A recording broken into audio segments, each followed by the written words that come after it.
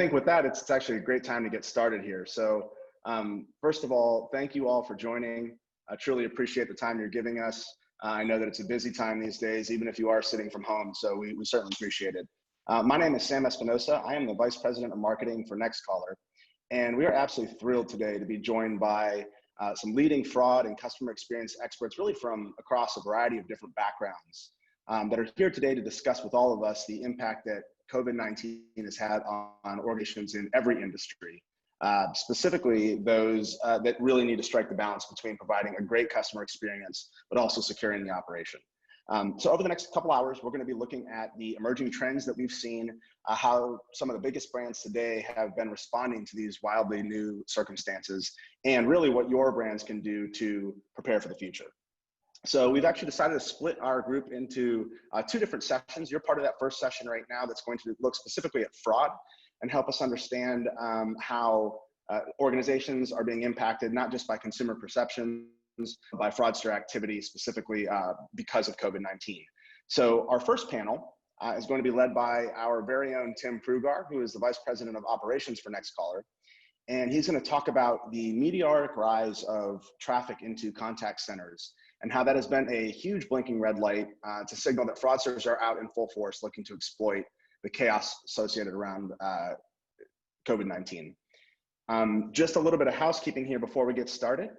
Each panel will have a question and answer session at the end, but please feel free throughout the seminar to submit your questions to us in written form. In the bottom of your Zoom window, you'll see a Q&A button there that you'd be able to send in questions. We'll get to as many of them as we can by the end of the session. And before finally, last order of business, I'm going to run a poll.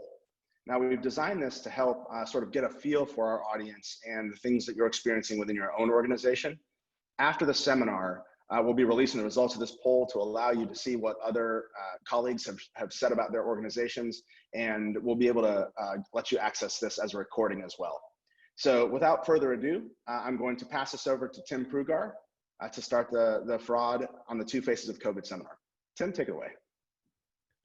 Thank you very much, Sam, and thank you to everyone for making the time to be here today. As Sam said, my name is Tim Prugar. I am the Vice President of Operations here at Nextcaller, and in addition, am the Vice President of the Board of Directors of the Communication Fraud Control Association. So presently here in Connecticut, I am without power, but fortunately we have an electric panel planned to drive us through today's conversation. So I'd like to start off with some brief introductions. Rachel, how about you start us off? Absolutely. Thanks so much for having me. My name is Rachel Toback. I'm a white hat hacker. That means that people hire me to tell them where their vulnerabilities are. I'm the CEO of Social Proof Security, and we do that white hat hacking. I'm excited to talk about my experience with fraud, but of course it's legal. Sam, how about you go next? Good morning, everybody. My name is Sam McMillan. I'm with Experian. I report into part of a line of business we call decision analytics, so that one of the key areas, and we work closely with many clients, is on the identity and fraud side. My personal role is, I lead the technical pre-sale side, otherwise known as sales engineering team, across North America for the decision analytics business, including the fraud business. Thank you. Simon, how about you go next? Yeah, thanks for having me, Tim. I'm Simon Marchand. I'm the Chief Fraud Prevention Officer at Nuance Communication. Nuance being a voice and biometrics business, I now lead their efforts in using voice biometrics to identify fraudsters and help prevent identity theft. And prior to this, I spent a little over 10 years managing corporate security teams and fraud prevention teams in the financial industry and in the telco world. Thank you, Simon. David, how about you introduce yourself? Hello, everyone. I am David Fappelhunder. I am a managing director in PwC's Fraud, Corruption, and Economic Crimes. I'm really excited to be here. I've been helping a lot of our clients across financial services, technology, telecom, all navigate the challenges that are a result of COVID, and really trying to help through their plan and focus as they think about how they will emerge coming out of COVID, hopefully in a few months. Thank you. Great to have you. And Christina, how about you finish us off here? Hi, I'm Christina Schott. I am the owner of Innovative Fraud Solutions. For the last year and a half, I've been an independent consultant, actually working very closely with PwC and David Fapahanda. I have 17 years of industry experience working for large financial institutions in fraud prevention, identity and access management, as well as authentication. Wonderful. Well, thank you to everyone on the panel for joining us today. I'm excited for this conversation and to hear your thoughts and insights. To start off, before we get into questions, wanted to establish a little bit of a baseline of what we've been seeing here at NextCaller among the industry and our client base that kind of led to be the precursor to today's conversation. So as COVID started, we noticed among our client base an enormous increase in calls into contact centers. And as we began scratching at that increase and looking at what was going on beneath the hood, we found some interesting findings. And actually, in addition to our own internal findings, we commissioned a survey of over 1,000 Americans combined with our NextCaller internal data to understand what is the state of fraud among this increase in volume to the contact center. So to go through a short overview, in as short as 3 weeks into COVID-19, we identified 32% of Americans who said that they'd already been targeted by a COVID-19 related fraud attempt. That had jumped to 39% by week 9 of the pandemic. Over half of the people we surveyed were more concerned about fraud related to COVID-19, and over 40% reported noticing more phishing attempts. So this was the general experience of the American populace that we reached out to. So it shouldn't be too shocking, although the implications certainly are, that fraud trends were tracking really closely with current events. So here at NextCaller, we've been monitoring the call traffic to all of our clients. And in particular, we flag high-risk calls that correlate strongly to fraud techniques like spoofing. So as you can see from the graph here, news of stimulus payments caused a major spike in call volumes and also fraudulent calls, followed by an even larger spike once those checks started going out. So in many of these cases, we observed fraudsters reacting to these events sooner than customers did. And throughout the first 5 weeks of COVID, these fraudsters really continued their assault even when customer call volume slowed. So before we get started with questions, if we look at the high-risk calls to financial services specifically, at their peak, we saw a surge of 50% above pre-COVID levels, with some banks suffering increases of up to 60% higher than previous peak levels. So throughout the COVID pandemic and what continues, we saw an enormous spike in fraudulent calls to contact centers amongst our customer base, and this mirrored what American consumers were experiencing. So we know that fraudsters quickly started their assault, which is a great segue into some questions I have actually for Rachel Toback on our panel. And she's an expert in using social engineering to manipulate call center agents, which was happening in record numbers earlier on. So Rachel, just to start off our conversation, you're a white hat hacker. Can you talk us through the first step you typically take when testing companies for their vulnerability to fraud? Yeah, absolutely. So when I'm going to test a company, of course, they have to contract me first, because the only difference between what I'm doing and what a criminal is doing is the fact that I have a contract. The first thing that I do is I hit the call center or customer support.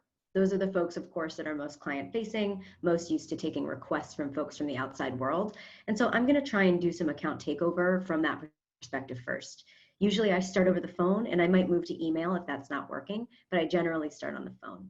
From there, I might move to folks in like hiring managers, recruitment, folks who are maybe like in finance, so I can try and gain access to their money. But the very first thing that I do is account takeover and affecting their clients from the customer support level.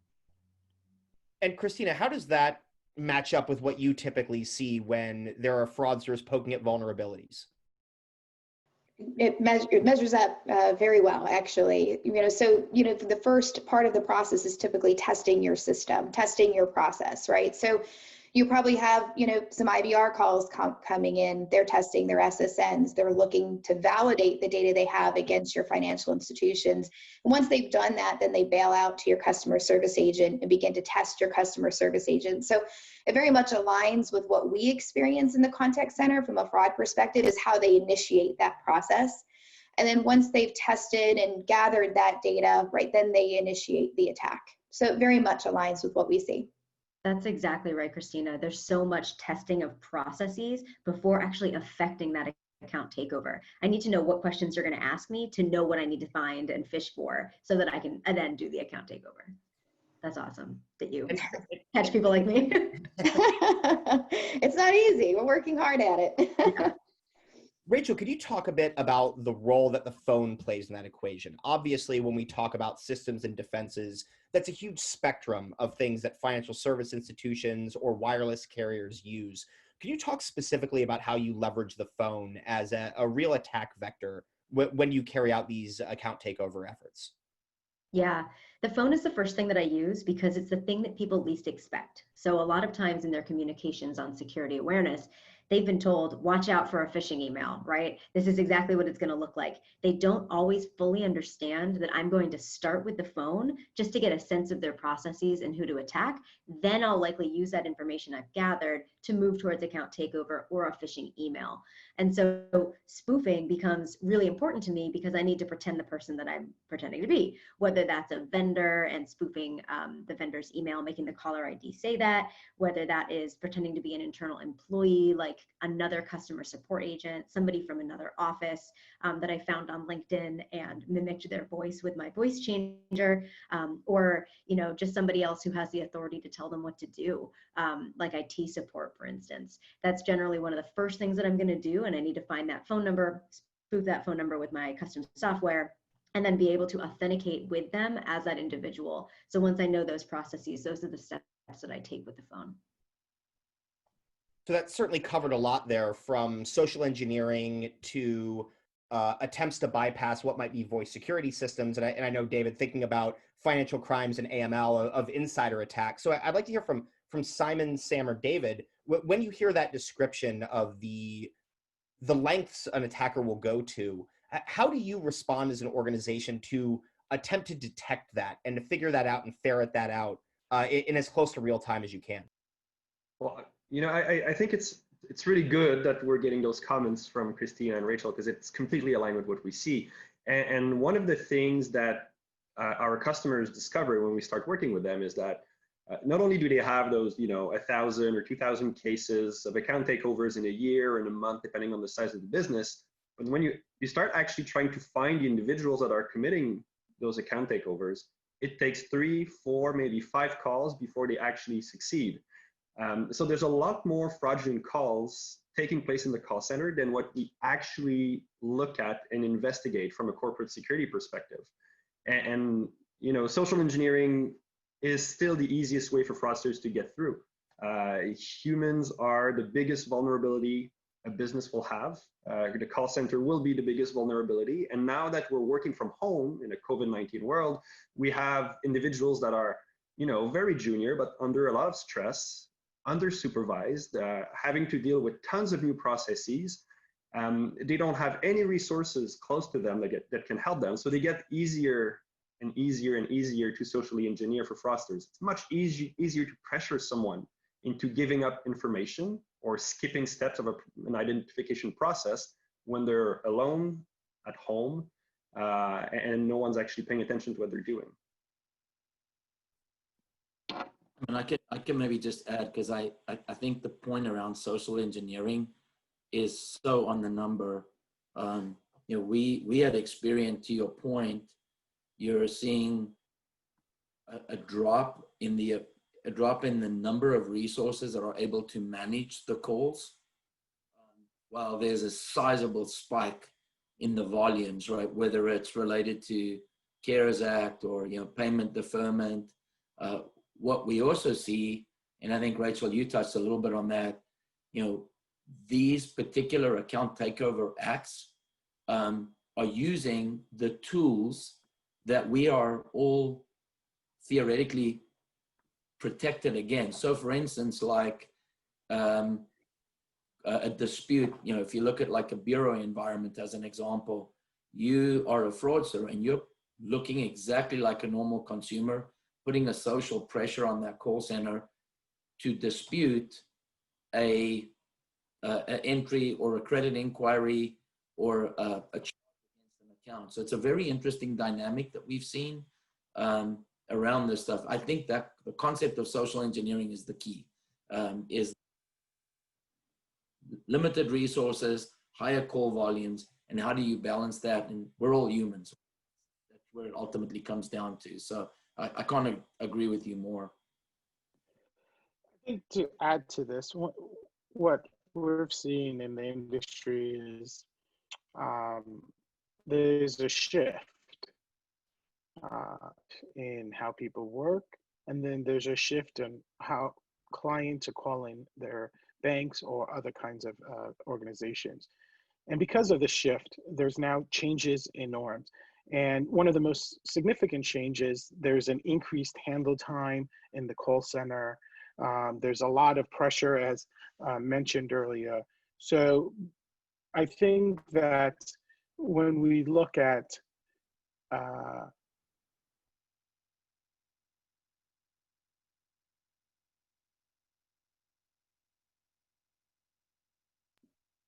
I think we lost your audio there for a minute, David.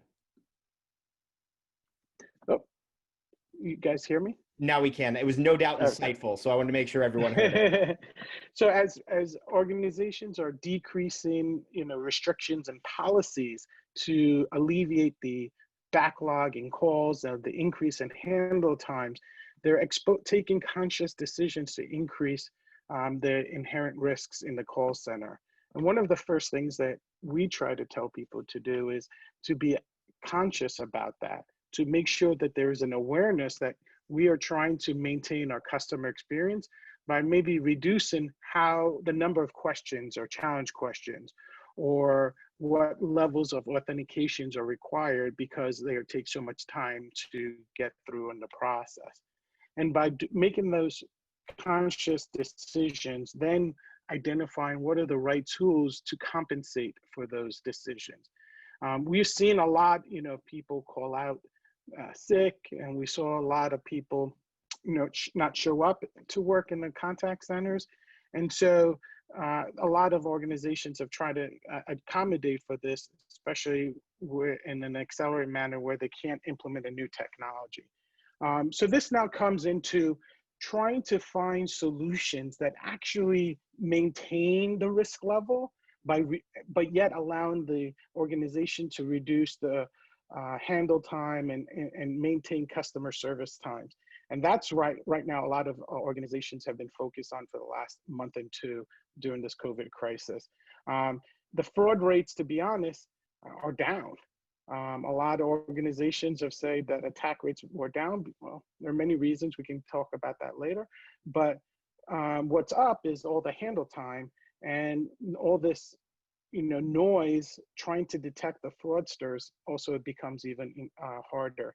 So finding solutions that can identify fraud activity, anomalous activity before the phone rings has been one of the key recommendations that we suggest as the different organizations are reducing their policies around authentication in the care centers.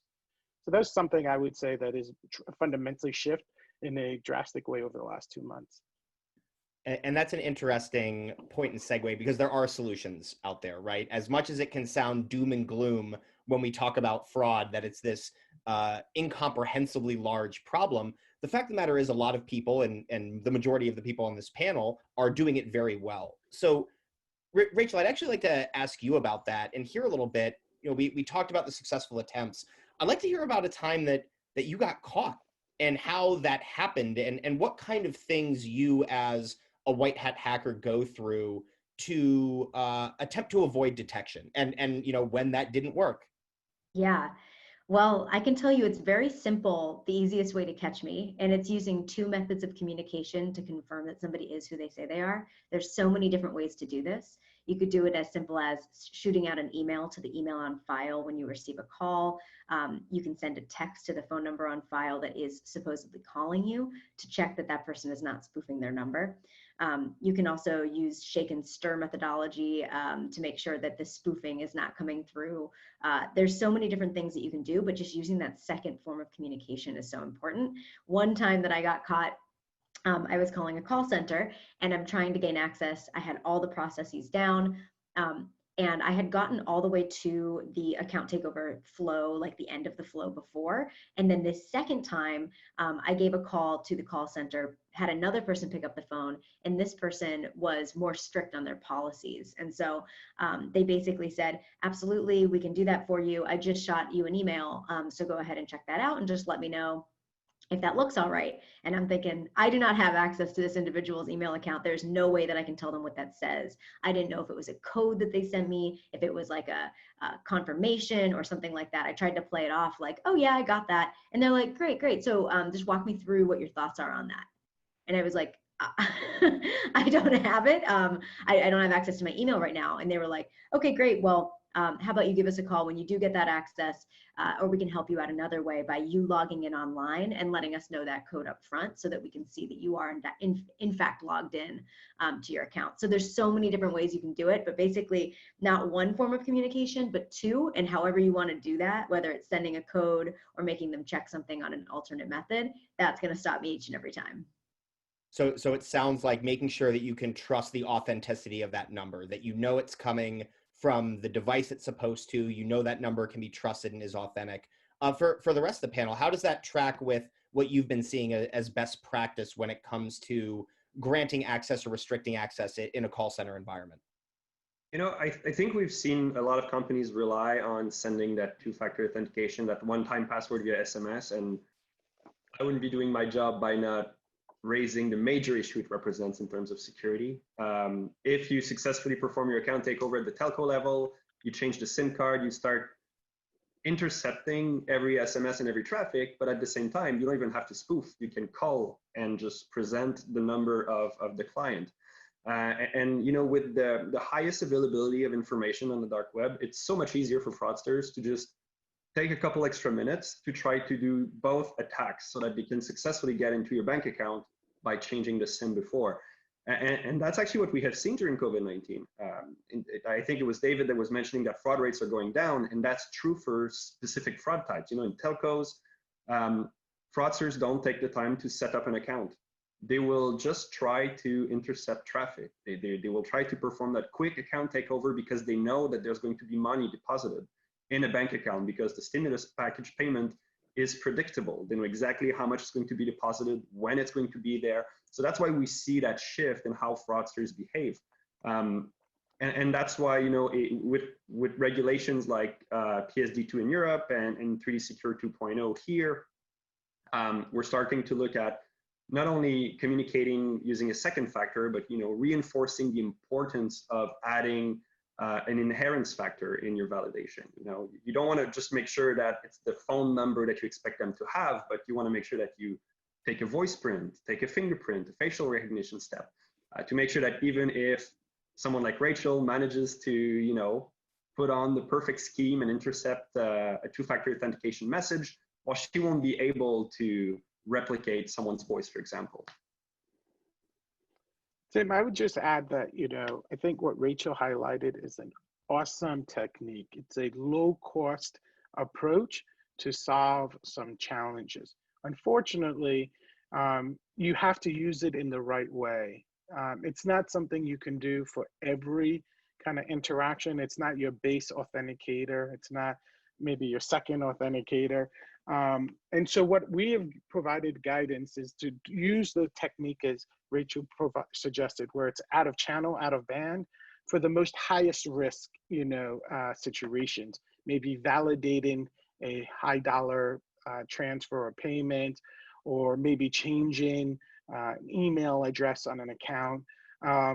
And we think that's great, because what we're seeing in other areas is you can leverage existing tools. So many times organizations have a secure communication. You log onto the portal and your account, you can get an email or, you know, a message from the organization and respond to it. So you can put some instructions or code to validate that person has access out of channel, or which helps, you know, mitigate against SMS interception and other kinds of interception. I think, you know, as we look further, to what Simon mentioned, we see quite a lot of, targeted with SIM swaps, especially around, high value targets like Bitcoin, investors and the like. But the truth is, we also seeing it in other areas. We see where there is P2P payment and other kinds of real-time payment. They will invest the time and effort to go against the carriers to be able to circumvent those SMS messages that are used. And what we think is important for organization is as they think through leveraging SMS, it's not that SMS is a bad a factor, it's just how you use it becomes critical. So before sending an OTP through SMS, you have to ensure that there hasn't been any, on the carrier account, any changes to the account, any SIM swaps, any porting, or anything like that that may have some inherent risk in there, which then gives you a higher confidence level that that one-time password will be delivered appropriately to the intended recipient. I think so. Looking at both of those, those are great opportunities, but there are also the complexity of how do I shift my authentication processes in the call center now in a very technologically challenging area where there's a lot of competing priorities. A lot of organizations were focused on getting out PPP, loan intake, and now they focus on getting out PPP, forgiveness. All tech teams were focused on that, and it's really hard to shift into bringing new kinds of technology. And so what we're also seeing is that where there's an opportunity to offload some of these technologically changes up outside of the company, maybe working with at the carrier level to bring in capabilities with third-party vendors, we're also seeing that you can get these controls in place quicker and faster, and you can use them in a mass market, as a default signal as part for all interactions in the call center. And those, in addition to what Rachel suggested, really gives that extra layer of control that will really provide an enhanced customer experience for the organization. Thanks, David. I'm fortunate. Sorry. I'm sorry, I just want to let everybody know I have to go to Black Hat now to do some hacking, but thank you so much for having me on this panel. I know Sam and I are going to chat about having maybe another event in the future, but thank you so much for having me on, and I hope you have a great rest of your conversation.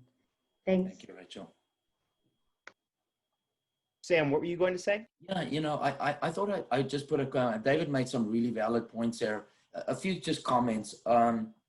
So I think when you look at the consumer to institutional contact, I think what's very obvious for us, in our client base, is this sizable shift to digitalized communication, whether you're opening an account or you're managing an account. We have an example of one of the large financials. For instance, their deposit traffic literally doubled online, like just pure account opening. It's quite seismic in how you look at the shift in that. Now, when you double your traffic, if you don't double your defenses, well, you've got that, right? So that's one real big trend that we're seeing. The second sizable trend that we're seeing, most consumer interactions happened in one or the other. So you go to a branch, or you would call, or you would go online. That's been generally the theme. Now, to be able to help with some of the call center resource constraints that you've got with either limited or social distancing, or moving from a big place to a home office, what's happening is now you've moved from, maybe you're moving to online, so portal, app, chatbots, SMS communication. And what you're seeing with that is, and I think that's where the prevalence of account takeover is starting to play into this, is that where maybe there was good protections in online in the branches, maybe the telephone channel is less well protected. The chatbots, we all know, I think everybody feels a level of uncomfort when you're in that space. Then there's SMS. So I think when you look at it, I think in a rapid evolve, you've got mass volume, you've got limited resources, and you've got to try to protect those channels. and I think you guys touched on it really well, OTP, we still feel very strongly around device, digital, and behavioral biometrics, right? Those are, especially when you look at account takeover. Now, maybe one last point, when you look at account takeover, and I think I would maybe point to what David brought in, I think he's nailed it in a lot of ways. Account takeover for us, we look at it and we say, perpetrators of account takeover have two probably diverse opportunities for fraud. There's one what I would just call the first opportunity, which is, I get in, I take the account over, and I, deplete the wealth account, or I deplete the debit account, right? That's one way to look at it. The other part where I think where we're seeing a delay in the fraud manifest itself is harvest credentialing, credential harvesting. So I'm getting over Tim or Simon's data. Now I go somewhere else. I might have a subtly different address, a subtly different email address, but I'm applying for an account with no intent to service that account, right? So I'm harvesting that to get the money. And what we see with identity theft, one of the big growth areas in terms of loss is in first-party fraud. Now, the problem with first-party fraud, you don't see it 30 days afterwards. It's only going to show up in your account book 90, 120 days. So our view on the world is that you're probably going to, that fraud may or may not be there, but we're going to see that trend maybe 60, 90, 120 days out. So I think it's different angles to this. I don't disagree with what you're saying. You probably don't see the amount of fraud just yet, but I think when you're looking at credential harvesting, that will happen, but probably another 3 to 6 months out. There's going to be a lot of loss on the accounts receivable book of a lot of our clients. I think I'd like to add two topics to this. I think everybody's right on the money here. First, I don't want to forget about the operational pieces to this puzzle, right? So we're here to talk about technology, but a couple things to remember about operations. One, your customer service team, the likelihood of them getting one fraud call a day is incredibly small, right? You have most financial institutions have large customer service teams. Less than 1% of your inbound call volume typically tends to be fraud related. So remember that while you're training them, they don't see those red flags on a regular basis. So playing calls for them, getting them the training that they need to understand what those red flags are is going to be important as you're parallel pathing your technology to help detect that sooner. And especially if you're down the path of not being able to invest in a lot of technology and advancements, there are some things that you can do, like negative lists, right? Implement your negative lists in your contact center and auto route those calls to more specialized teams. So there are things you can do which may have small tech impact or even minimal to no tech impact that allows you to begin to funnel these groups as you're working on the technology strategies. The second thing I'll say for operations is empowering your staff to take action. So we talked about sending OTPs, text OTP or email, or hanging up the call. I find that procedurally, very often, customer service agent doesn't know what to do with that call and perhaps doesn't even have good information on where to route that escalation. So really reviewing your policies to ensure that your people are empowered to take those actions that we're talking about is really important. And you'll probably find that it may not be as clear or concise in your operations procedures. So those are some things that you can do from a human investment perspective that may give you some additional wins in detection and referrals. The second piece I'll say, separate topic, is in relation to the ATO. What we do find is a real big increase in new account opening related fraud, which ties to the first party related fraud that Sam mentioned. I think that what you're going to see with the money movement, right, is a higher increase in mule accounts and sleeper accounts. And in some cases, those accounts look like ATO because they slept for 6 to 9 months, minimal transactions, usually under $200, and then they wake up and they have to change the passwords, they have to change the authenticators, and then they start having money movement. So ensuring that when you look at this, you're looking at it from an account life cycle, a customer life cycle, as well as a fraud life cycle on the areas of vulnerabilities that you will want to invest your assessment time in, to look at that broader type of attack vector.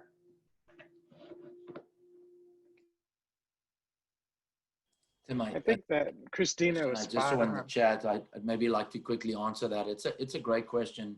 You know, we and Christina, thank you for that. I think your point around the muling and sort of I call it like resting and then busting out. That's kind of how we look at that model. You know, just the individual that asked me, Laura, just to answer your question, right? So again, this is just our vantage point. Everyone looks at this probably the same, but subtly maybe with different flavors around it. So when we look at identity theft, you know, I love to call it the 90-30 rule. And what we call with that is 90% of the frauds are detected within 30 days. And the way that works is, so I take over David's account, you know, I get hold of David's account or his credentials, I apply somewhere, let's just call it for a TJ Maxx card, and I go on a spending spree. I don't change any of the credentials related to David. So it's his name, his address, his social, the whole lot. And then about maybe 15, 30 days later, David receives the account in the mail and he's like, I didn't apply for this. So within 30 days, 90% of that fraud is coming back through the channel. Call in, you dispute the account, you dispute it on your bureau, you go through that normal process. When it comes to first party fraud though, the credentials are very much a mixed sometimes. It's subtle changes like a social number, maybe an address that's just a little bit different, a telephone number that's a little bit different. The account never makes it to David. And the intent of that is to do what Christina just talked about. Maybe open the account, spend $200. It's not getting very heavily on the radar, and then servicing it. And then going on a, call it on a spend, you know, against that, you know, $5,000. And then just what happens is the credential owner, David, never gets to see that account. From financial institution, it shows up as a delinquent.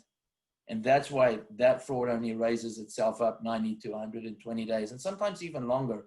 You know, when we do analysis, we even go sometimes as far as a year out in terms of when that fraud actually perpetrates it. So first and third party fraud for us are different ways that they come back to the organization. Third party, it gets told to us. First party, we pick it up in our accounts receivable book because it's never really disputed by the true consumer, if you would.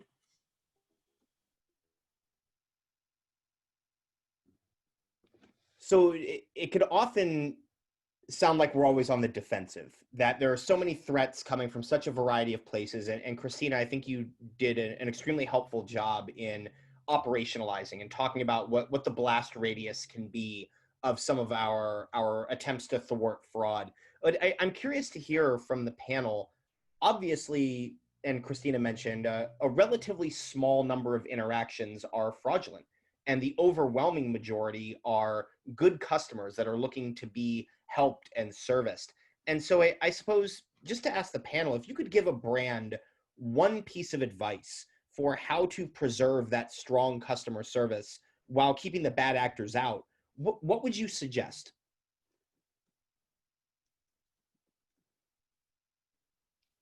I guess I'm going to jump in that case.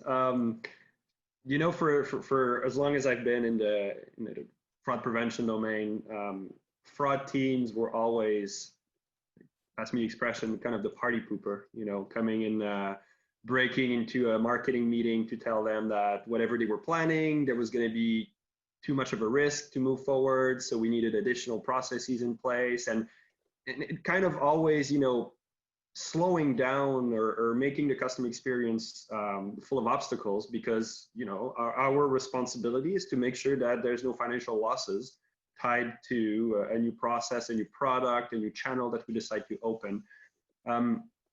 I don't think that with today's technology, we have to make that same trade-off between, you know, good, strong security process and a good, positive, seamless customer experience. You know, I'm talking from a biometrics perspective, but for me, I would much rather remove all security questions from an authentication process, take 2 seconds of audio when someone says, hey, I'm Simon, I want to know my balance, or I want to change my address. That for me is enough audio to make sure that this person is the right person. So it simplifies not only the authentication process, it makes it more secure. I'm not adding obstacles that would have basically no impact on the fraudsters' tentatives because they do have the answers to all the questions anyway. And I'm providing that higher level of security because effectively speaking, replicating your voice, even though we see in the media about deep voices and things like that, it is not a reality today. It's not something that fraudsters are doing. When you deploy biometrics in a system, it just displaces the fraudsters to another organization. So I think that the thought process behind how authentication processes should be designed is shifting dramatically in the past 3-4 years. And we're seeing that it can be seamless, it can be easy, it can be positive while being more secure and ultimately making it a differentiator between two companies. Who do I want to deal with? Will I have to go through several questions that I might have forgotten the answers to, or do I want to go with the other one that will just ask me what's wrong? And it brings us back to that vulnerability that individuals represent in a call center. Social engineering will always happen for as long as you have something that relies on a human being making a decision, a judgment call.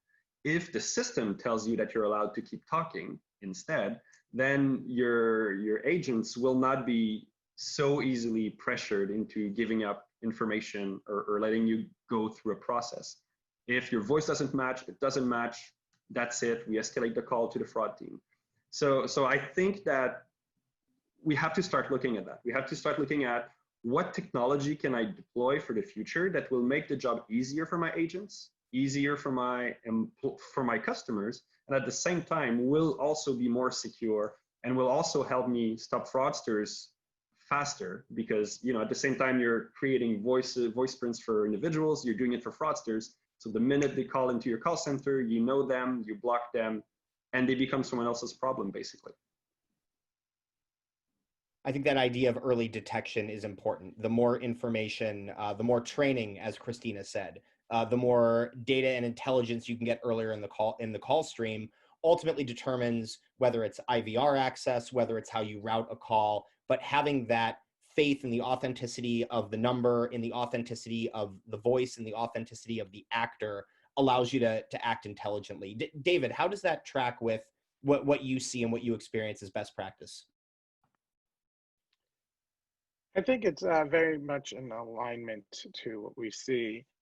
I think what is most interesting is that how fraudsters are changing their techniques to blend in so that they can be less likely of them being detected.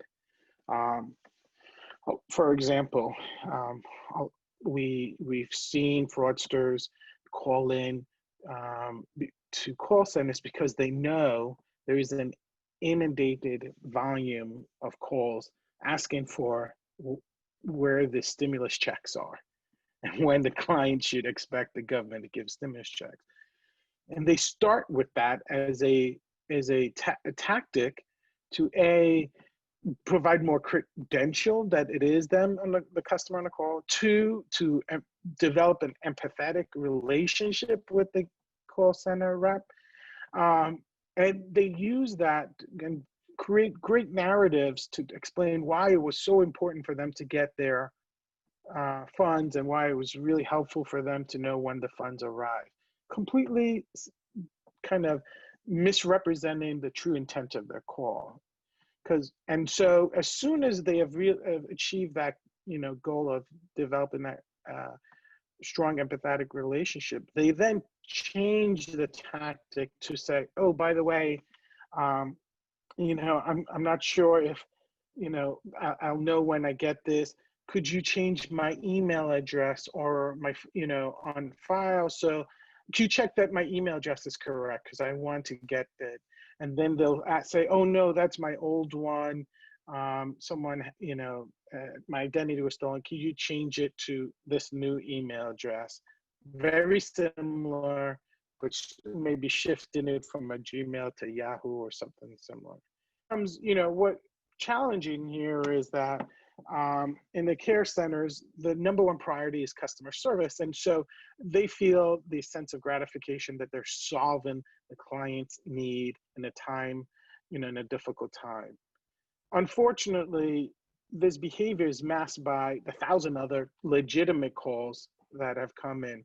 And so what you really need to do is help the agents with more insights so they can make a judgmental decision like Christina mentioned earlier. They're going to be your first line of defense, if you don't have the right upfront, controls. And so bringing in some signals, details around is this a call matching known from, is this a call, a caller ID that matches the account?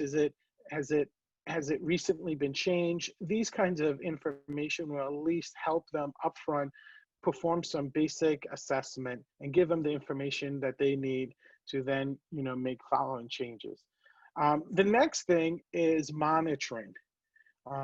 While it may be difficult to implement in this time, real-time tools, creating reports that can easily monitor for inbound calls and suspicious, changes to account information will help you, with training, like Christina mentioned, to reinforce what is a red flag and what's not. But more importantly, too, usually these call centers are used in a fraud scheme where the call center is the first stop on multiple stops to actually commit into fraud, where funds are actually exfiltrated. So even if you run a daily report that looks at these and start writing some basic, rules to look for this, that gives you a step up, and we've found that to be successful. When you complement that with signals from third-party providers that can really give you information about, is the call spoofed? Is it originating from the true mobile number? Then you can even be more accurate in terms of your detection rate, and you can really be more impactful on taking the remediation actions that you want. Where you have a higher confidence that this is truly anomalous, then you can take the actions of blocking an account, reducing limits, and other kinds of steps. Things that are not easily done in real time, great when you can, but something you can definitely do the next day. Yeah, I really like what you said, David, about, having the metrics in place and beginning to understand, the performance. I think one thing to add there is, and to your point, right, the call center may be step one of an ultimate process that ends, right? And so when you look at an anatomy of the attack and implementing root cause analysis of these attacks, it will allow you to find areas where you do have the vulnerabilities so that you can hone in on the right third-party technologies to close those gaps. Be very strategic about those gaps that you close. So the metrics and the information will begin to, and the fraud itself will allow you to then have those indicators on where to look and deep dive and look at your broader control environment. Because typically when you have larger attacks, you have multiple breaks in your controls. So the metrics are a really good start, and then beginning to look at your process from more of an end-to-end perspective and root causing these larger events are really going to help. Oftentimes we don't see enough root cause analysis being done, and I think that is an area of focus if you haven't been doing it, to be able to find those key areas. So all the things we're talking about, where and when and how to implement, that will help you define when and the proper timing. If I can maybe just add a quick note onto that, it's a bit of cliche-ish, right? It's a bit clicky the way we talk about this, but it's probably more prevalent now than ever. Within our organization, our business, we've shifted very much from fraud detection to identity prevention, right? So it seems like it's very cliche-ish, but it's fact. Christina's point's 100%. When we're speaking to customers today, of course we're in the business of loss prevention, and we believe we're doing the morally right thing to stop the bad actors. But most businesses really care about driving revenue and their upside, right? That's just the way it operates today. And where a lot of times we're doing an analysis, a proof of concept, conversation really now starts shifting to, yes, it's kind of nice that you're telling me to save me X amount of dollars on this side, but what's the consumer cost? It goes right down to the false positive, the KPI that says, what's your false positive on this? And we've looked at this, and I think it's it's very cliches, but I think it's not really a cliche, right? The point, I think, Simon, you touched on this a little bit earlier too, the whole concept of a layering into what you're doing. There is some, you're not going to you might catch them with a silver bullet on the phone, but when they move to the chatbot or online, you're going to have some layering. And then I think and so it becomes a technology conversation. However, we hate to think that is where we go to, but that's what, we're somewhat between solutioning and technology all the time.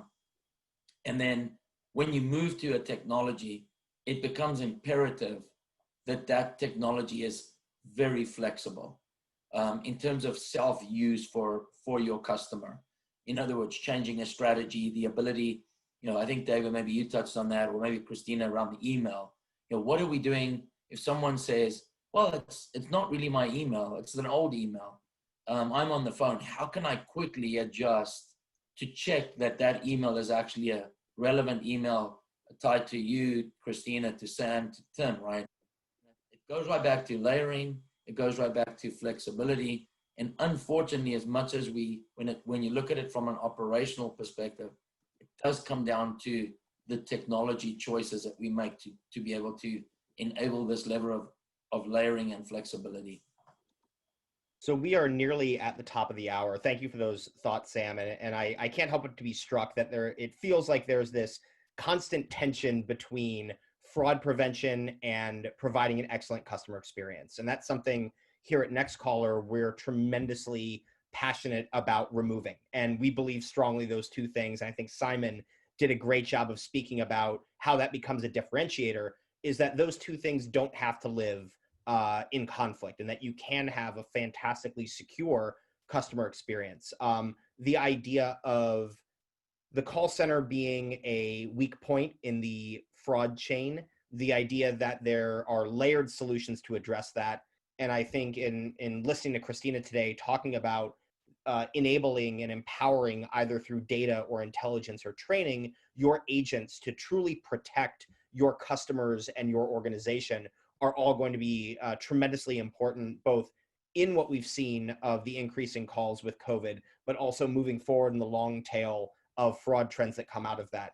An enormous thank you to all of our panel participants today. The level of experience and expertise was just top notch. So thank you all for joining us today. And Sam, I'll turn it over to you. Great, thanks, Tim. Also, thank you to all of our participants here who have asked wonderful questions in the Q&A. I apologize we haven't gotten a chance to get to more than it feels like we could go another hour on this subject. So I'm glad that everyone is so excited. We will do our best after the session to make sure we follow up on those questions. But now we get a chance to move topics here. So we're going to offer a 10-minute break to everyone who needs to get another cup of coffee, finish off their lunch, walk their dog, all those things we're doing now from home with COVID. Feel free to do that. We're going to start again at 5 after the top of the hour. So please stick around. We've got some really exciting participants next. We have a representative from Hilton Hotels, a representative from BBVA Bank, and we also have Shep Hyken, who is a New York Times bestselling author, influencer, and social customer experience expert. So really exciting panel that's going to get talking about the other half of this, which is how we manage customer expectations. So really hope you guys can stick around, and talk to you soon. All right, I think it's 12:05 here Central Time, 1:05 Eastern, so we're ready to get started. Again, thank you to everybody who stuck around with us. I know 2 hours is a big chunk to ask for, but we hope that this is some really helpful content for all of you. We're going to shift gears now from a fraud focus in terms of the impact of COVID to how this feels for customers. And obviously, from a business perspective and from a brand, from a customer perspective, there's different angles here. And so we brought with us a great panel. My name is Sam Espinosa. I'm the VP of Marketing for Nextcaller, but I'm actually going to pass it to my colleague here, Jeff, to introduce the rest of our panel and get started on the topic. Yeah, hello everybody. My name is Jeff Kirchick. I'm the VP of Enterprise Sales at Nextcaller. It's a pleasure to have you all today. I'm normally based in New York City, and I've been in Cape Cod, Massachusetts since March 15th due to COVID. I'm sure everybody's adjusting to a different way of life. Definitely want to welcome all of our fellow panelists and attendees. I also want to give a shout out to my mom who's watching. This is how I know that I've made it in my life, that I'm leading a live event and I get to shout out my mom, just like the Academy Awards. So here I am. I'm going to go ahead and introduce my fellow panelists here. First, I'm going to start with Shep Hyken. Shep, if you want to go ahead and introduce yourself. Hey, I'm Shep. Hi, Mom. You should be very proud of your son. He's done very, very well. But anyway, my name is Shep Hyken. I'm a customer service and experience expert, and I work with some amazing brands and helping them get their customers to say, wow, they really are amazing. That's what I do. Awesome. I'm going to go ahead and turn it over to Becky Plager for an introduction. Hi, everybody. I'm Becky Plager. I am the global head of reservations and customer care at Hilton, leading a group of customer engagement specialists that can get you to say wow to our service. So thank you for having me. Yeah, thank you for being here. Becky is too humble to tell you guys that she is the most talented, she's the mother of the most talented magician on the planet, Gino the genius. So you're looking for corporate entertainment, best magician on the planet. You're looking at his mom right now.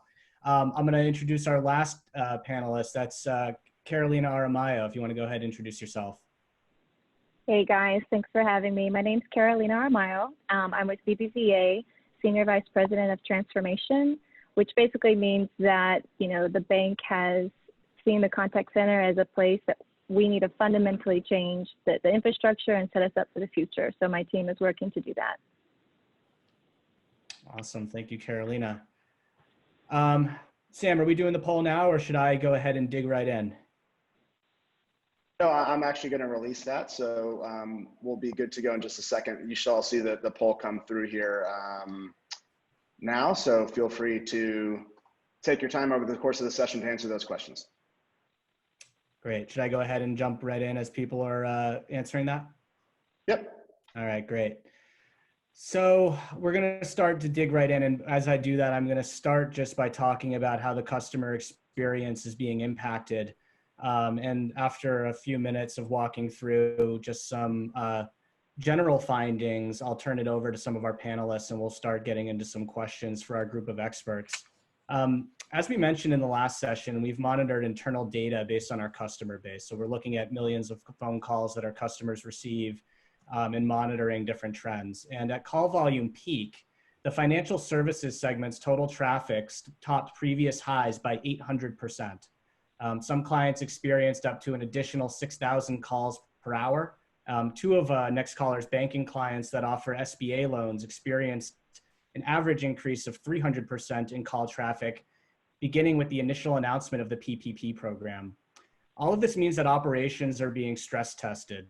So the question is, how does that translate to the customer experience? And we're going to be talking about that today. So to find out, we recently commissioned a study to see how COVID-19 is impacting customers from their perspective. And the results were pretty clear. As you can see here, 80% of people were worried that they will face future COVID-related health or financial loss. That obviously, when there's a pandemic, the health piece is obvious. It's a health crisis. But the financial aspect to this is what I think really drives a lot of the concern and the anxiety that our experts are so knowledgeable about today. Call volumes exploded in the early weeks as people scrambled to adjust to new normals. You can kind of see here, if you look at the chart, like how the call volumes kind of fluctuated throughout these periods. But with so much influx and of such import, people aren't just calling, they're calling scared. And that's, like I said before, a very tough combination. Something else that we've been noticing is that more people are avoiding self-service because they want that human-to-human connection. So what you see here is that 54% of people in our poll said that they were less willing to engage with chatbots or automated systems. And anybody who's in the CX world knows that like chatbots has been the thing that everyone's been talking about for like 2 years. You can't go to a conference or trade show without hearing about chatbots. I'm surprised I haven't met a real live chatbot yet at one of these events. It's how much people are talking about it. But nobody wants to, well, I would say nobody, but a lot of people don't want to interact with them right now because of the anxiety they have. They want to interact with a human being. And last but not least, customers are indicating that beyond the call experience itself, something else they can't afford is patience in resolving an issue to their satisfaction, which can get tricky when the stakes are so high. So if your brand gets it wrong when it matters most, that's an impression built to last. And what you're seeing here is that more or less, and you can, you can read through it on the screen, but more or less, customers are saying that they're going to be less forgiving towards brands during COVID. And in fact, something that you won't see on here, but is something else that we found in our research, is that the way that brands respond to customers during COVID is particularly impactful to the customer, because customers kind of want to feel like, are you gonna like ride or die with me in my worst moment here? Like, are you really here for me? This is really the time for you to put up or shut up. So this is one of the most critical times for customer experience professionals. So with all of that said, Shep, I'm gonna start with you. You've dedicated your work to helping brands deliver on customer expectations. What do you make of all of this? How do we adjust our way of thinking to deal with this perfect storm of confusion, anxiety, and constantly changing circumstances? And feel free, if there's any of this data that resonates with you and how you craft your response, we'd love to hear about what you make of all of this. Sure. Boy, thanks for starting with me with a very easy question. And I'm going to be very interested to see how Carolina and Becky respond to this, because they're really in the trenches doing it day in and day out with their teams. But looking at it from the overall view, I see this has presented an opportunity that came out of a very negative situation. And people are going to remember how they're treated throughout this. I'll give you a perfect example. Something in the first week or two of dealing with the pandemic, we all started using Zoom more and more often. Well, I had been working with my clients and I've been using Zoom for a long time, and my internet was giving me trouble. So who did I call? My internet provider. I spent approximately, based on the number of times I had first one time disconnected after almost an hour of being on hold, but probably close to 3.5+ hours on hold before I finally talked to an agent that had no empathy or no concern for the fact that I'd spent all this time, which is extremely inconvenient, creating friction, getting me more frustrated. And I think that they missed their opportunity. The only way they were able to keep me from walking to the competitor, which was literally meaning I'm going to go ahead and sign up for the competitor and switch, was to offer me the same deal, by the way, that they give their new customers, which is far better than how they treat their regular loyal customers. Don't get me started on that one. But the point is they're on thin ice with me. That's just an example, and I share that as a personal example, but I want you to think about the lessons that come out of that. Number one, the problem that customers experience, whether you're in a pandemic or at any time, started before the customer actually connected with you. So they have to know that the moment there's a connection made, whether it's through a chat bot or whether it's through the personal connection, that problem started before. So who knows the time frame, the frustration, the festering that could have taken place. Human to human connections allow us to be more empathetic toward that. Number two, there's this, I guess the opportunity that I see most companies missing is that they need to understand where they need to scale, and they need to make sure they communicate with their customers properly. My cable company did not give me the option of waiting on hold or having a callback, telling me how approximately long the hold was going to be, giving me a choice of when I wanted to be called back. So there's all kinds of simple, inexpensive technologies today that can be used to create a better experience. As I look at that data, I could talk for an hour on this, but I'd like to turn it over to Becky and Carolina to hear their comments, and then we can kind of talk more about it if you'd like. Yeah, so I guess Becky and Carolina, you guys are in the proverbial trenches, and I'm actually excited to hear your responses, because you're dealing with kind of different situations. Carolina, you're in the banking world. People have anxiety about their finances. You get a lot of phone calls. You have to adjust to getting people to work from home. That was probably very stressful. Becky, at the beginning of this, you're in the travel and hospitality space, which we know is an industry that unfortunately is, I think, affected probably the most, more than most industries, by COVID-19. So at first, I imagine you had a lot of calls, people adjusting plans, and then that dwindles. So I'm interested to hear the different approaches. I might start with you, Carolina, and ask, what are you doing in your own organization to deal with the overwhelming call volumes and the increasing customer demand? Sure. So for those of you who don't know, BBVA, we are a regional bank in the U.S., in the southern United States, but globally, we're a global brand in 30 different countries. So in terms of the impact from COVID, we felt this all across globally, and the company really took quick action, first of all, in terms of mobilizing the entire workforce to work from home. But in terms of the call center, we outsource our call center, and we have the centers located in 4 different countries. So when COVID hit, it was not only the impact of customers calling, wanting their stimulus check, wanting their loans for small business, but we had to deal with call center sites, social distancing, different government laws, different transportation issues in each of the different locations, and not having agent capacity. I think we lost about 60 to 70% of our agent capacity in the first month or two. So it was a huge hit in terms of our ability to service customers, in addition to them calling more and more. So some of the things that we did was we had to change our hours of operation. We did as much transparency and communication with customers when they would call, when they would go to the website, to let them know, hey, we've got, crazy hold times, here's how you can schedule a call, here's the hours of operations, here's what's happening.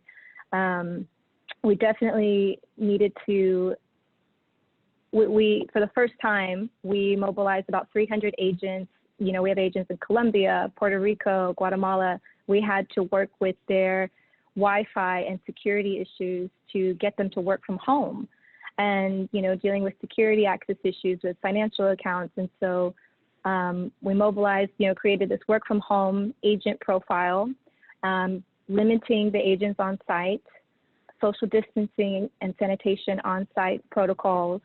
In addition, we implemented a few bots, a few AI, to help with some of the requests. So for example, a lot of customers were asking for payment deferrals. I can't pay my credit card, I can't pay my loan, I need a couple of months to wait on those payments. So we implemented some AI bots in the IVR to call, to take those requests and automate those requests, because we were getting thousands of those a month, so that the bot would take the request and then get back with them, versus them having to speak with an agent. That, I would say, that was mainly a lot of the impacts that we had. Yeah. That's a lot of stuff that you had to worry about. And by the way, before I go to Becky, I just want to remind everybody who's listening, if you have any questions at any time, there's a Q&A panel where you can ask questions. You can direct them directly to panelists or me, and I can funnel them over. So feel free to ask questions. I'll try to get them as we go, if not at the end. But Becky, so you just listened to Carolina talk about what they were doing over at BBVA. I imagine Hilton is kind of a different beast. Walk us through what life has been like for you guys over there. Life, what it's been like. It's been interesting, right? Our volumes increased dramatically right when the world stopped traveling. And so many of those were cancellations, and they were cancellations on non-cancelable reservations, right? But this is a pandemic, and we, as Hilton, know it's not just the hospitable thing, it's the right thing to do, is to adjust our policies during a pandemic. How we show up is important, not just for our most loyal customers, but also it's making an impression on customers we don't even have yet. And we showed up in the right way, and we pushed for policy changes to allow those to be canceled. In addition, we did some automation, especially on those where we were automating our cancellation policies, something that never made it to the top of the list, and thank goodness, right? Cancellations aren't a big part of our business. And we had to shift a lot of our volume. We were way overstaffed after that initial surge. We had to stop partnering with a lot of our BPO partners. We had to furlough many of our team members. However, we wanted to make that as best of an experience as possible. And so we looked for those in the industry like BBVA or Target or Amazon or Instacart, or those that were increasing or having these surges, either surges in volume or were lost demand for agents, and tried to get these really highly skilled agents a home, at least temporarily, right, until our volumes came back. So we worked really hard on that and found a ton of temporary positions for our internal agents, as well as allowing a lot of our third-party partners to pair up or make introductions so that our agents there would have a home as well. Now that we're slightly coming back, it's been just as difficult to continue to grow and predict the demand, especially with what's happening in the US. The US is a huge part of our business, and you have resurgences happening. You can't predict those, right? And now we have the weather in the Northeast or just on the East Coast, and it's hard. This prediction part is really tough. From a metrics perspective, we've kind of stayed the course with customer satisfaction, contact resolution being our king, and all of the usual suspects. What I would say has been the biggest change is our call patterns, our call arrival patterns. For 100 years, and I don't have data back that far, so I might be exaggerating a little bit, but for 100 years, Friday's been our busiest day. As soon as COVID hit, Monday started being our busiest day. No reason, same volume, just different day, different times. Same thing with weekends, started to be busier. And then it turned to Wednesdays, then now it's back to Fridays. And so it's the call arrival patterns is an interesting one, and something I definitely have my eye on for the future, because there's not a why. Right? Most people are working at home, so they have more flexibility to call when they want or contact us when they want. And so predicting staffing models has been really unique during this time. So that was actually going to be my next question for you. You kind of answered it. I was going to ask you, like, are you using data to monitor trends, and how do you anticipate future customer behavior? Like, are there any AI solutions that could help you be predictive to some of these shifting call volumes? Or is it kind of just like it's anyone's guess and you're just every day is a new day? So my snarky remark is, I wish, right? We're using crystal balls and magic 8 balls and dart boards and Ouija boards, and I don't think any of those are AI activated yet. But we do use AI to help understand our customer and agent behaviors that are driving satisfaction and some of our volumes, right? We know when states reopen, there is more volume that's going to go. We know that they're in drivable markets. We know that they're looking for a beach or a national park. And so we've been able to do some of that. But with the spikes in resurgences, that's been the toughest part, is those are almost unexpected, or we know it's going to happen, we just don't know when. So what our name of the game is agility. We know these things are going to happen, so it's making sure that we're on top of every data point that we can be, and continuing to push decisions as close to real time as possible. Yeah, that makes a lot of sense. And both of you, Becky and Carolina, you've had to communicate these changes to agents. And it's all very quickly moving, like you know, even adjusting to working from home, that's a big change. You have to communicate to your agents. So Carolina, I might go back to you here. You know, wondering what commentary you have about the process of making sure that you communicate properly to agents, and how they're well informed and feeling comfortable and safe during this environment, you know, during everything that's going on. Yeah, absolutely. Transparency was so key for us in communication, because this is the first time a lot of these agents are working from home, and working from home and from different countries and with different situations and family situations. So keeping, you know, communication was key with the agents, understanding what each of their situations were, you know, family, roommates, if they can take calls, things like that. We were very proactive in understanding and assessing all of our employees and working with their managers and supervisors to adapt as best we could. And Becky, how about you? Yeah, communication's always been key. I think I was very lucky that when the pandemic hit, my internal US agents were 99% work at home already, so I didn't have to figure that part out. We have communication management routines in place that seem to be working. What we did have to do is flexibility in scheduling, flexibility in, you know, the dog barking in the background used to be, you needed to have a private space that was quiet. With spouses and kids and pets at home, we even put a pre-IVR message on that said, you know, we're all in this together. Please ignore the obnoxious spouse or barking dog in the background. Things like that. And I think that people are accepting of that, right? This is a new norm for all of us. And those things helped not just in the guests, but in our agents, knowing that we understood their unique needs. I would say in a communication too, it hasn't just been operational. We've gone through this pandemic of COVID, and then we've had the human rights issues that have been so impactful day in, day out. And then you have to deal with being home with your family, which my family, they're good humans, but man, do I want to be somewhere where they're not for a little while, right? So I know it's a lot. And then dealing with back to school now and trying to understand, especially if you have little ones at home, how do you give, how do you get them to learn? And so we are talking about things like true flexibility in scheduling. Perhaps they work split shifts, micro shifts, different shifts than they ever have before. So with everybody working at home and our volumes, our call patterns changing, this gives a flexibility on their side and our side.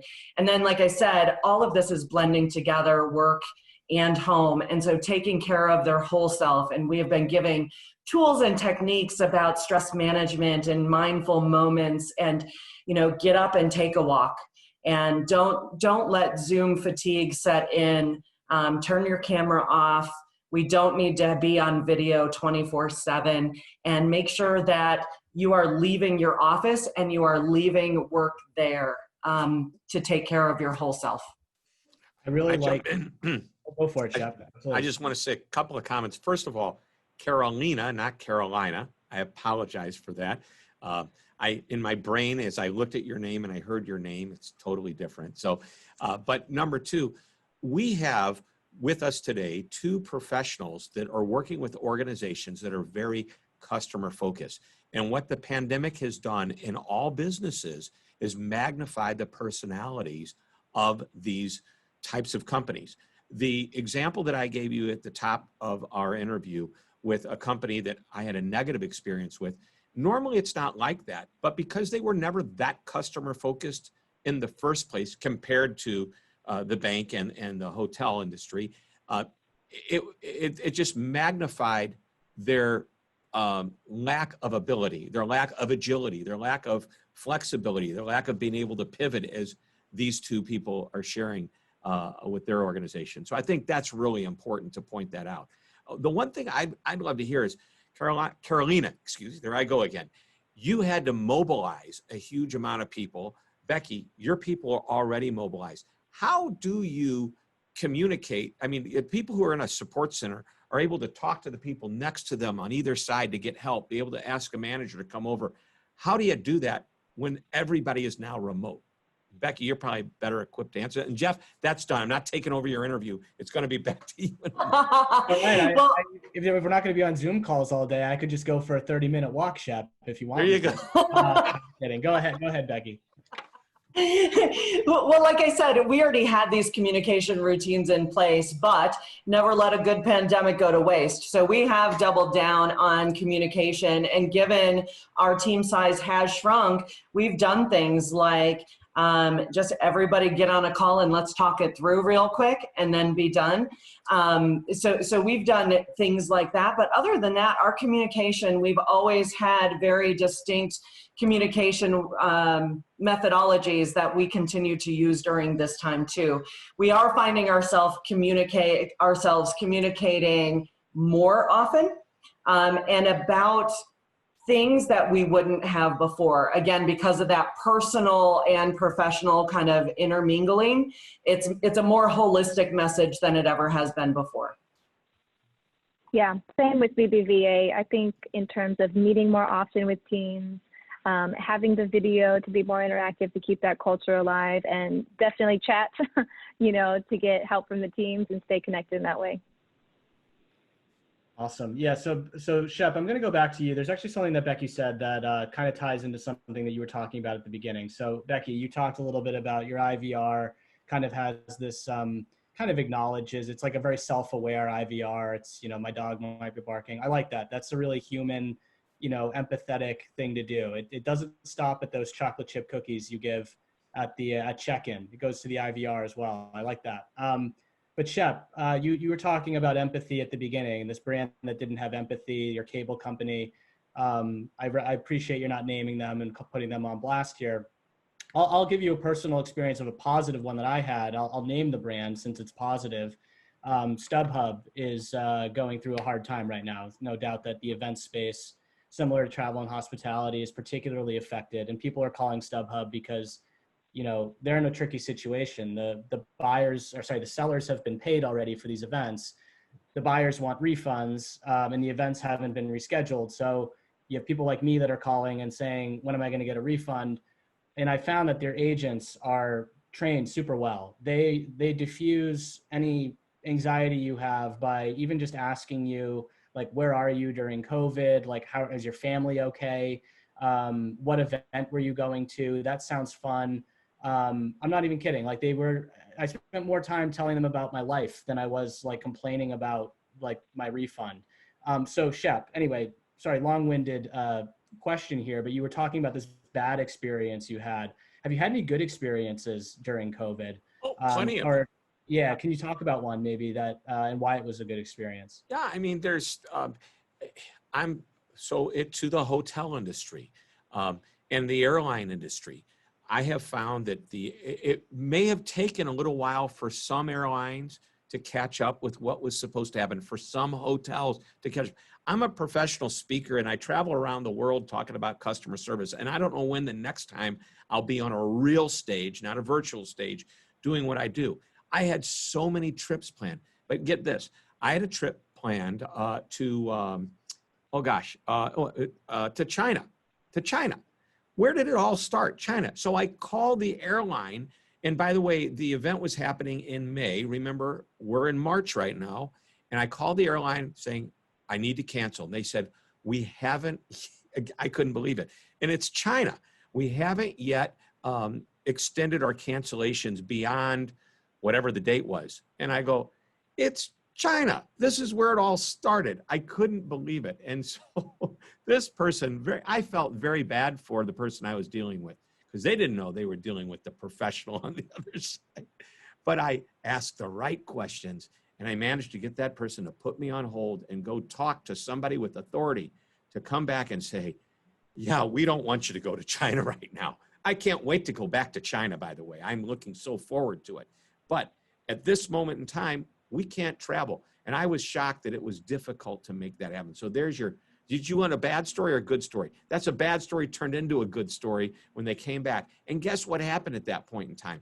I asked, as my professional say, now the next person that calls you and wants to cancel a flight to China or somewhere else, what's going to happen? And they said, my supervisor has given me permission to say yes to everybody. Yeah. It just hadn't been communicated to everybody in their organization yet, but within like 2 days, the announcement was made to the public that that's what was happening. I might need your help, Shep, because I've got flights booked for Thanksgiving, and I'm living in the place now where I was going to be traveling for Thanksgiving, so I need to cancel the flight, and November is too far out, so I might need your Midas touch when I call the airline and let you do the talking to me. So I won't tell you the name of this airline, but by the way, I'll give you the initials, AA. Okay. For Anonymous Airlines or American Airlines, who, by the way, have been taking care of me quite well. Every airline has its ups and downs. I love Southwest Airlines, but I'm not going to tell you it's perfect every single time. And I love American, and that's who I fly the most with. I enjoy the other airlines as well. And I've noticed that on any given day, they are rock stars. And then once in a while, you meet the person that may be having a bad day, not properly trained, wrong person for the job. And Carolina and Becky, you both know this. If you've got somebody wrong on that front line, it reflects on everybody. And that's the problem. People say, oh, I had a bad experience. What happened? Well, they did this. It wasn't a they, it was a he or a she. And it was one person representing thousands of people. So one bad apple can spoil the whole bunch if we're not careful. So important. And I respect what the two of these women and all the other professionals are doing right now to try to get their people mobilized, agile, making empowered, good decisions. That's probably the toughest part, is letting people know that we trust you to do the right thing. Would you agree, ladies, that that's one of the issues, is we've got to trust people, and they do it, and then we praise them and use that as a teaching example. That's right. We were just talking about that with my leaders yesterday, and talking about empowerment and judgment. We are finding that the agents, because this is new stuff that people are asking for, that they just want some reassurance that their judgment is right. And so we're finding, yes, we will support you. We're behind you. Just use your best judgment. Sometimes isn't as effective anymore in us giving that to our agents. We need to give them a little bit more of guardrails or situational awareness of, here's kind of the range in which or how you can handle those things, just so that they know if they call Carolina, they'll get the same response if they call Becky in the same situation. Consistency is important. Yep, that's one of the hardest parts when you start to empower, which is why when somebody does something that's not normal and you say, hey, that was great, do this all the time, let everybody else know they can do this all the time as well. We have a question here from one of our viewers. Are your teams handling work from home differently for domestic US agents versus offshore? This is Carolina. So for BBVA, no, it's the same. So we have an outsourcer and we have sites in the US and internationally, but it's the same procedure, same security. The ones that are on site have a bit more security and they're doing the more high risk transactions than the ones that are at home. But for the ones that are working from home that are in the US versus the other countries, I mean, it just depends on, it's the same policies and procedures for them. Maybe just the back end of the access is a little bit different, but we want to keep that consistent.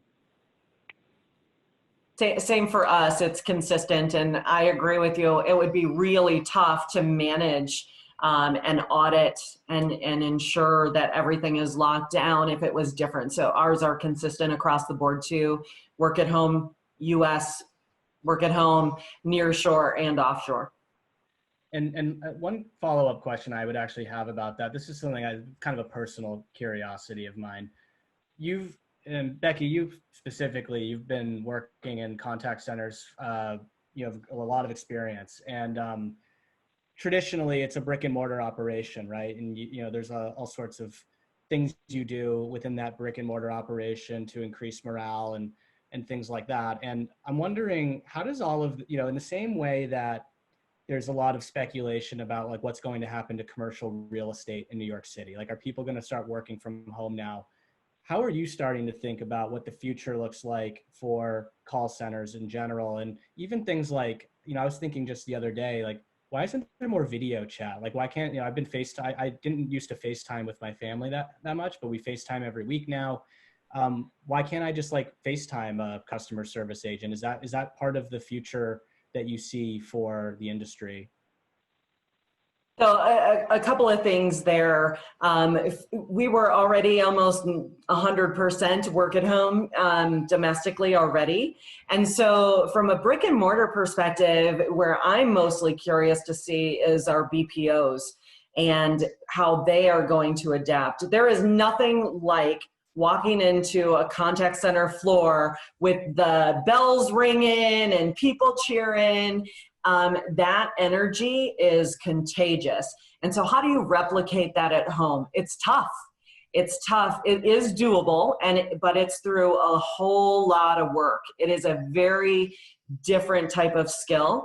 I want to see how the BPOs translate this to their work at home. And our BPOs are probably half work at home right now. And they were historically 100% brick and mortar. So I'm curious to see if they'll keep that mix or that blend, potentially even going all work at home. I know the infrastructure has been built up around the world. We haven't had connectivity issues, although some of my industry peers have said they have around the world. So I'm curious to see what will happen with brick and mortar with my partners. I don't have that situation here internally at Hilton. And then your other question on engagement, yeah, it's work.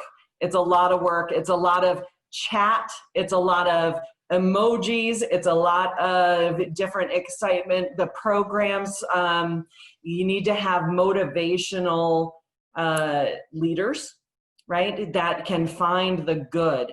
And what we've been talking about is we were about to unveil a new strategy, a long-term strategy.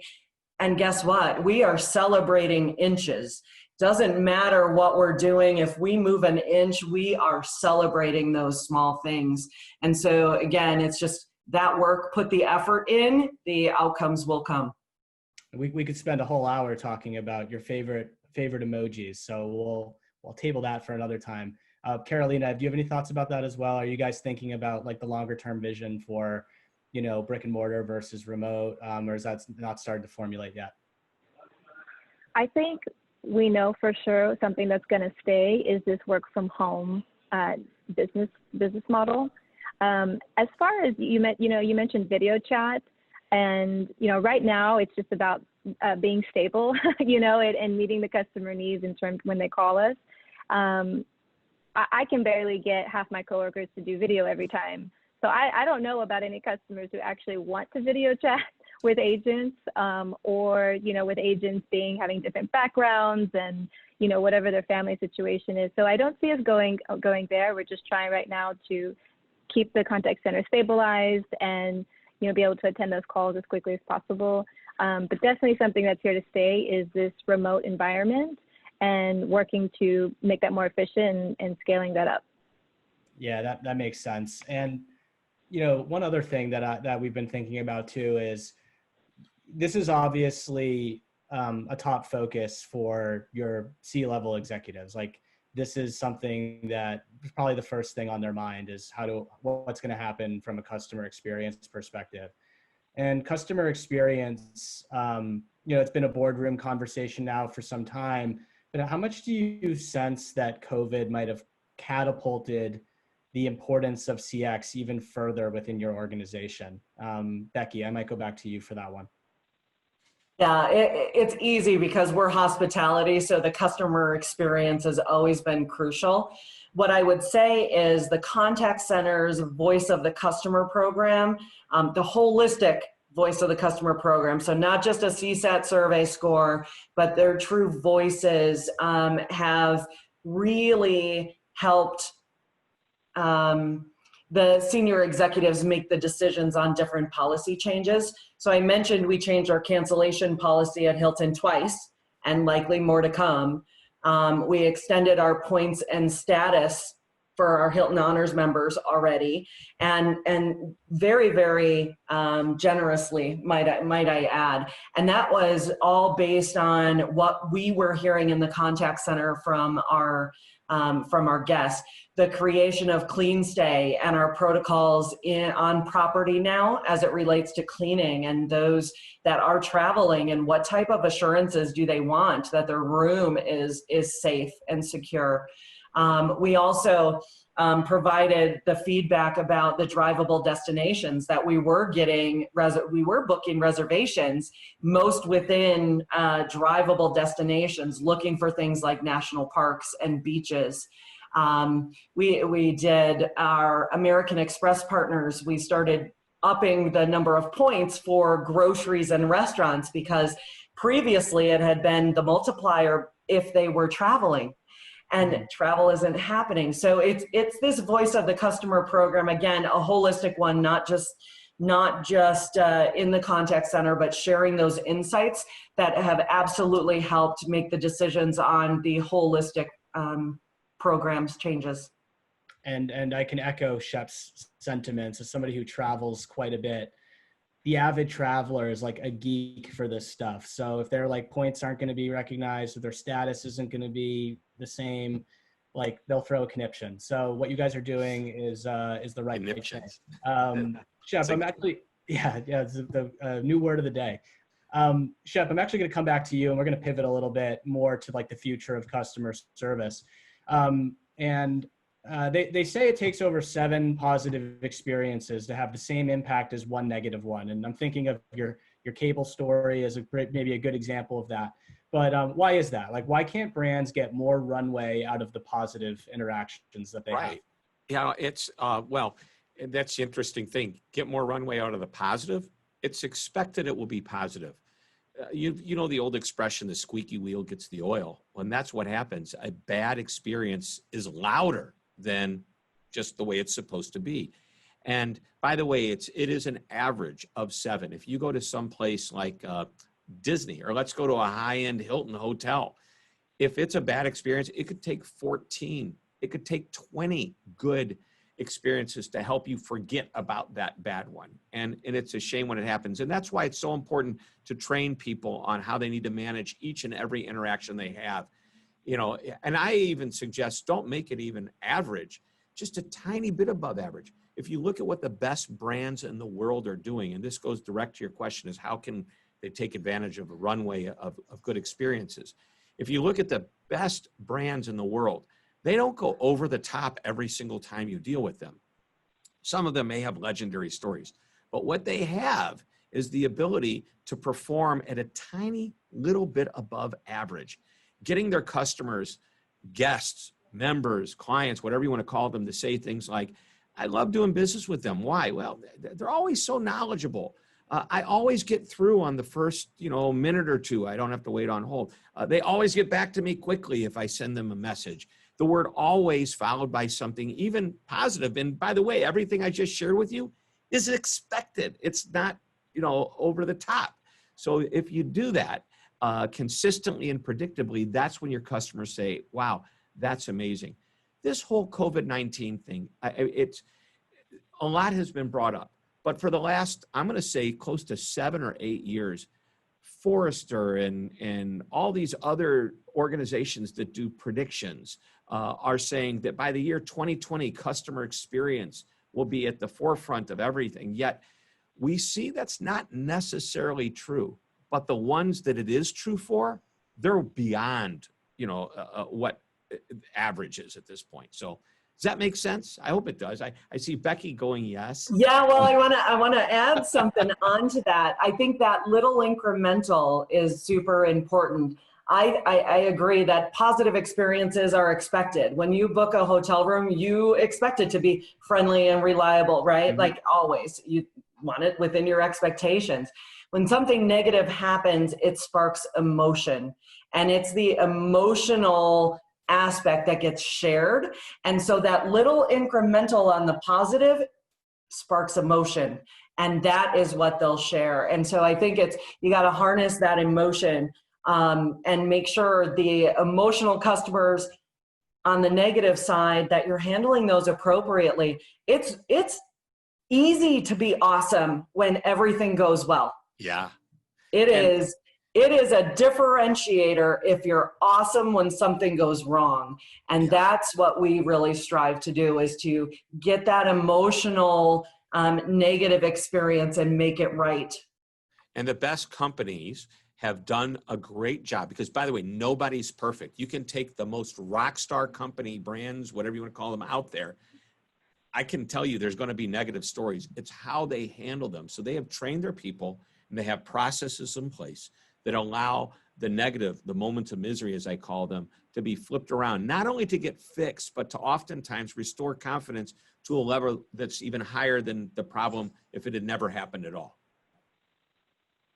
We don't call them moments of misery. We call them moments that matter, but same acronym, so I like it. Yep.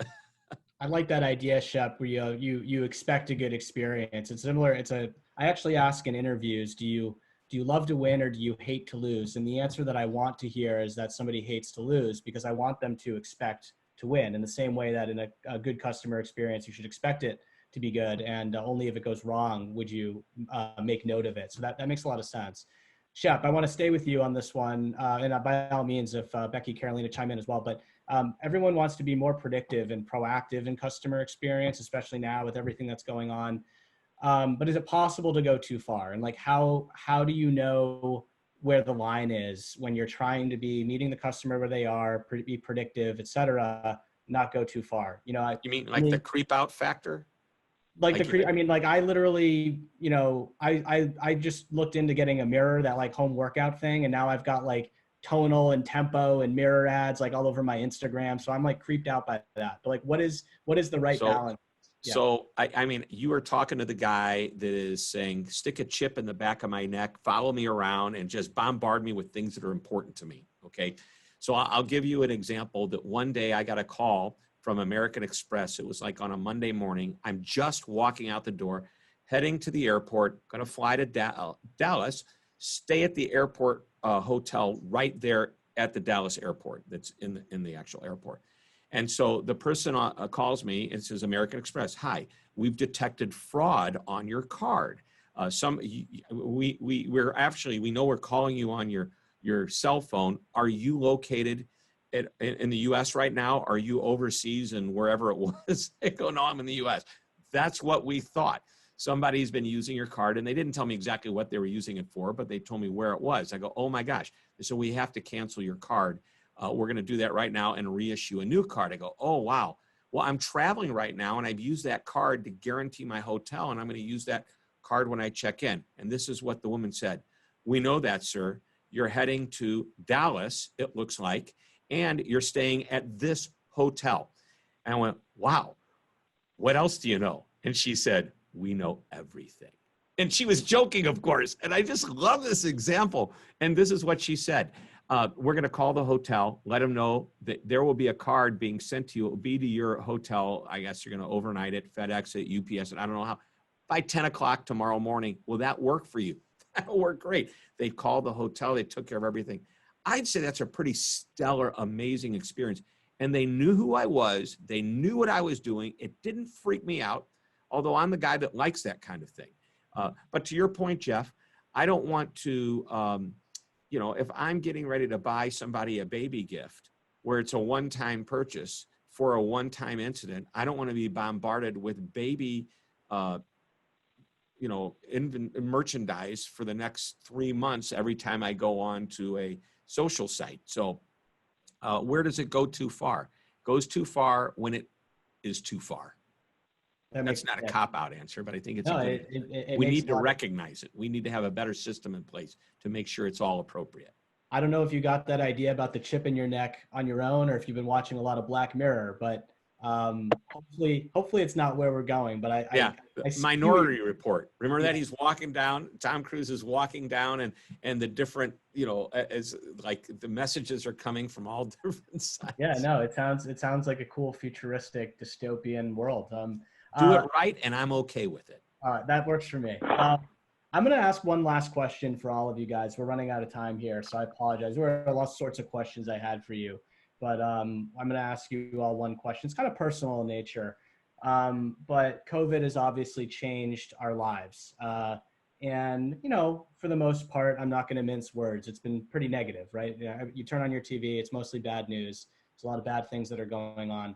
But you can always try to turn a negative into a positive. What is something, and I'll share my own example in the interest of opening up to everybody, but what is something that you've done or something that you've become grateful for during COVID? And I'll go first. You know, I've been leading virtual workouts every day. Not something that I ever thought I would do. I'm not like a trainer or anything like that. But I've been doing it, you know, with my coworkers, friends, random people that get invited every day. I call it Kirch Fit. I don't know when the DVD's coming out yet. The kettlebell version is called Kettle Kirch. That's twice a week. So we've been doing that. That's been fun for me to do. I don't know who wants to go next, but I'd love to hear, like, what do you guys, what's like a new thing that you guys have become grateful for, or a new habit that you formed during all this? Sure, I'll go next. This is Carolina. I would say one thing that is I'm about to embark on is being able to still travel and work from other places, and not being in the same spot. You know, now that we are fully remote, at least for the next few months, I plan to take advantage of that. And I think FaceTime has also become much more accepted between friends and family, more so now than ever before. So it's been really nice to connect with friends and family in that way. Yeah, I'll go next. I have a couple that I want to share. And I think from a work perspective, two things. One is that some of the big things didn't matter. And that the little things are really, really important and impactful. And so we are focusing, like I said, on the tiniest of milestones and really celebrating those small things. I think also it forced us to get scrappy, really back to our roots on what's most important. And that kind of carries over into the personal side, and it's those little things. And now, because I can't see my family, but now I get to see them more often because I'm on Zoom or I'm on FaceTime. And so take advantage of being able to see. Even on my team, I wasn't able to see everybody all the time because we're a global company.